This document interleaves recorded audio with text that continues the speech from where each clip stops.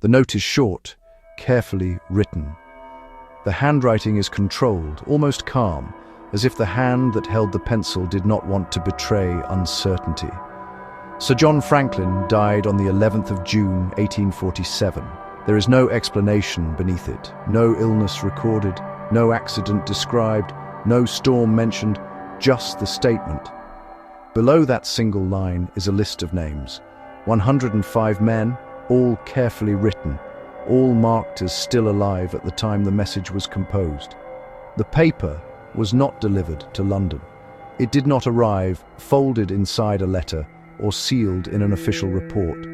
It was not found aboard a ship, nor preserved in a captain's quarters. It was discovered years later, placed deliberately inside a stone cairn on a frozen island. Nearby lay human bones. Some of them showed cut marks. If these men were alive when the note was written, why were their remains scattered across the ice? And what happened during the long, unrecorded silence that followed that final message? In the spring of 1845, Britain believed it had nearly finished the world. Its navy ruled the oceans. Its empire stretched across continents. Maps had become symbols of certainty. Blank spaces were shrinking. Lines were being drawn where none had existed before. Only one region resisted completion. At the top of North America, the map dissolved into white emptiness, a maze of frozen channels, shifting ice, and unnamed islands known as the Northwest Passage. Whoever crossed it would shorten global trade routes by thousands of miles.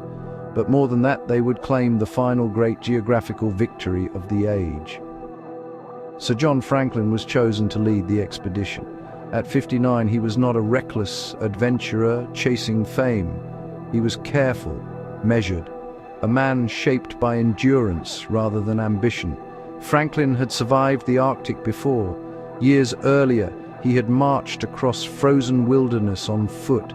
He had watched men starve slowly. He had buried bodies in the snow. He had eaten boiled leather and candle grease to stay alive. Those experiences defined him. They taught him that survival was not heroic, it was methodical. He believed suffering could be anticipated. That discipline and preparation could overcome even the most hostile environment. The ships assigned to him reflected that belief. HMS Erebus and HMS Terror were rebuilt specifically for ice. Their hulls were reinforced with thick oak and iron plating. Their bows were strengthened to force passages through frozen seas. Inside, they carried steam engines adapted from railway locomotives. Industrial power repurposed for exploration, a symbol of confidence in human progress. Their holds were packed with provisions, thousands of tins of preserved meat and vegetables, flour, tea, salt, enough food according to official calculations for 3 full years. To the Admiralty, this was not a gamble. It was a certainty delayed only by ice. 129 men boarded the ships, sailors, engineers, carpenters, surgeons. Some were barely adults. Others were veterans of war and long sea voyages. They lived in narrow quarters. They shared meals, routines, and the unspoken understanding that order mattered. Naval discipline provided structure as they prepared to disappear into the unknown. In the weeks before departure, letters were written home. They spoke of pride, of curiosity, of confidence. One man joked that the Arctic air would be refreshing. Another promised his wife he would return within 2 years, with stories worth the wait. On May 19, 1845, the expedition left England. Crowds lined the riverbanks. Families waved. Children climbed onto shoulders to watch the ships pass. This was not a farewell. It was an expectation of return. The last Europeans to see the expedition alive encountered them off the coast of Greenland. Whalers later recalled, the crews were healthy and in high spirits. They laughed, they joked, they believed the hardest part still lay ahead.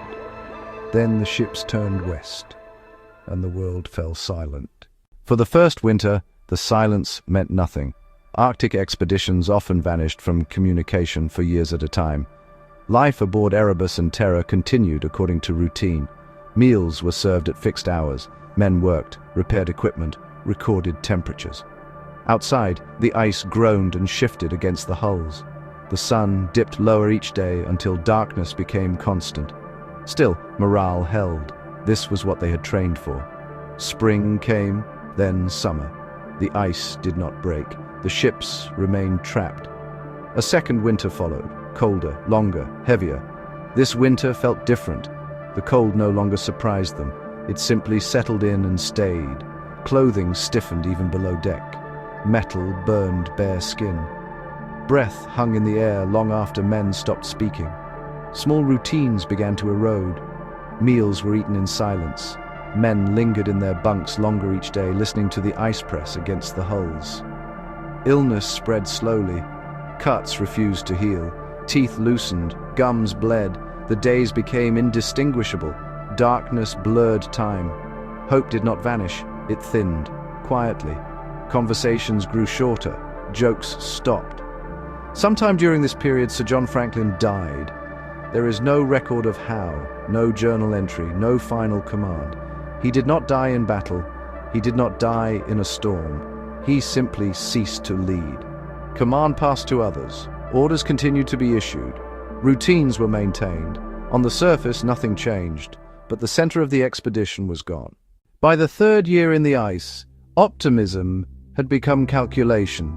How long could the food last? How long could bodies endure the cold?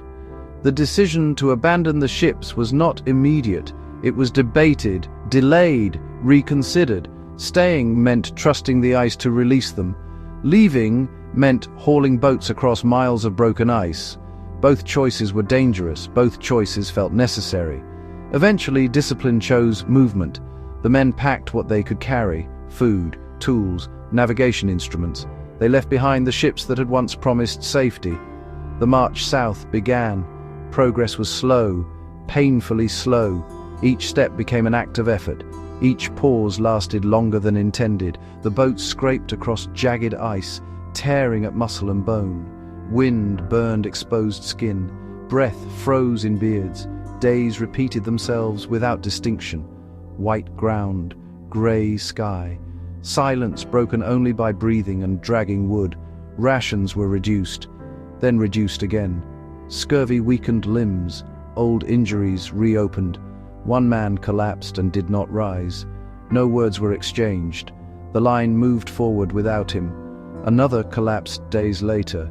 Then another. Some were buried beneath stones. Others were left where they fell, marked only by memory. As starvation worsened, discipline fractured. Years later, Inuit hunters would describe what they had seen: white men dragging boats across the ice, faces darkened by frostbite, bodies abandoned along the route. They spoke of bones split open, of flesh removed. When these accounts reached Britain, they were rejected. Civilized sailors, the public insisted, would never resort to such acts. But physical evidence slowly accumulated. Skeletons recovered decades later told a grim story. Cut marks at joints, scraping along limbs, skulls broken open to reach marrow. Not animal damage, not chaos. Deliberate acts carried out by men who had exhausted every other option. Several theories attempt to explain how a well-equipped expedition collapsed so completely. One theory points to lead poisoning. The food tins were sealed with lead solder. Tests revealed elevated lead levels in the remains. Lead causes confusion, weakness, impaired judgment.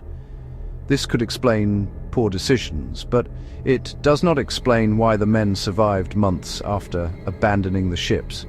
Another theory focuses on scurvy and malnutrition. Vitamin deficiencies weaken the body and cloud the mind. This explains physical collapse, but not the delay in retreat. A third theory focuses on leadership and rigidity. Naval discipline discouraged improvisation. Orders were followed even when circumstances changed. By the time retreat was chosen, it may already have been too late. Each theory explains part of the disaster. None explain all of it. The Arctic does not reward certainty. In 2014, the wreck of HMS Erebus was discovered. In 2016, HMS Terror followed. They lay preserved beneath dark, icy water. Inside were no final letters, no answers, only silence. 129 men left England. None returned. The note remains, a list of survivors, a date of death, a promise that collapsed into desperation. What matters is not only how they died, but how confidence dissolved, step by step, into something unrecognizable. The Arctic keeps its secrets, and some echoes are never meant to fade. If you want to explore more stories like this, they are already waiting.